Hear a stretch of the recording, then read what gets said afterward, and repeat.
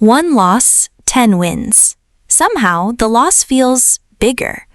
Yesterday, you lost $100. It ruined your day. Today, you found $100. You smiled, but somehow, yesterday still hurts more. Strange, isn't it? The amount never changed, only the feeling did.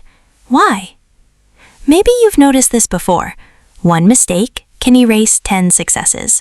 One rejection can silence 100 compliments. One ending can make you forget everything that still remains. Why does one bad moment become so much bigger than everything good? For decades, psychological research has pointed to the same hidden pattern. Today, we call it loss aversion. Your brain doesn't treat gains and losses the same way. Losing something simply creates a stronger emotional signal than gaining the exact same thing. But that's only the beginning, because loss aversion doesn't just influence what you feel, it quietly shapes the choices you make. Think about the people who stay in jobs they've already outgrown, or relationships they secretly know have ended. Most of us assume it's because they're afraid of change. But maybe that's not true. Leaving would force them to let go of the time, the memories, the effort, the identity they've already invested. Sometimes staying isn't about happiness, it's about avoiding loss, and those are very different things. Now, think about someone you couldn't let go of. Was it really them? Or the version of yourself that only existed when they were a part of your future? Maybe that's why moving on feels impossible, because sometimes you're not grieving a person, you're grieving a future where you believed everything would eventually make sense, a future where you believed you would become someone different. The hardest thing to lose was never the person. It was the life your mind had already started living. There's another reason this feels so overwhelming. In psychology, it's called negativity bias. Your brain naturally gives more attention to what feels threatening than what feels rewarding. One criticism, hundreds of compliments. Guess which one your mind keeps replaying?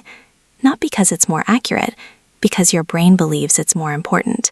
For most of human history, missing danger could cost your life. Missing joy usually didn't.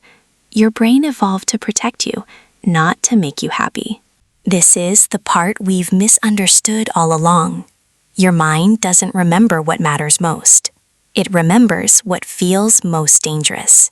Those are not the same thing. That's why one painful memory can overshadow years of beautiful ones. That's why one ending can make you forget everything that's still here. We've spent years believing that whatever hurts the most must matter the most. But that's not always true. Maybe nothing is wrong with you. Your mind has been doing exactly what it was designed to do: protect you. The problem isn't that your brain notices pain. The problem is when pain becomes the only thing you notice. Because the moment that happens, you stop seeing the people who stayed, the opportunities still waiting, the future that's quietly unfolding. So the question isn't, what have I lost? Maybe the better question is, who am I afraid of becoming without it?